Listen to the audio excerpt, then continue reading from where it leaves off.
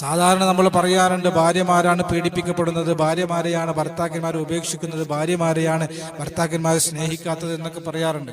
ഞാൻ ആ വിഷയം ഒരിക്കലും സംസാരിച്ചപ്പോൾ ഒരാൾ വന്നിട്ട് പറയാണ്, ഭാര്യമാർ പീഡിപ്പിക്കപ്പെടുന്നതിനെ കുറിച്ച് ഉസ്താദ് വല്ലാതെ സംസാരിച്ചല്ലോ, എന്നാൽ എത്രയോ ഭർത്താക്കന്മാര് പീഡിപ്പിക്കപ്പെടുന്ന കാലമാണിത്. മാനസികമായി പീഡിപ്പിക്കപ്പെടുന്ന എത്രയോ ഭർത്താക്കന്മാരുണ്ട്. എല്ലാം ചെയ്തു കൊടുത്ത് എന്തെങ്കിലും ഒന്ന് ചെയ്തു കൊടുക്കാത്തതിന്റെ പേരിൽ ഭർത്താവിനെ കുറ്റപ്പെടുത്തുന്ന എത്രയോ നന്ദികെട്ട ഭാര്യമാരുണ്ട്. പെണ്ണുങ്ങൾ ഏറ്റവും കൂടുതൽ നരകത്തിൽ കിടക്കാനുള്ള കാരണം നന്ദികേടാണ്. ആരോടുള്ള നന്ദികേട്?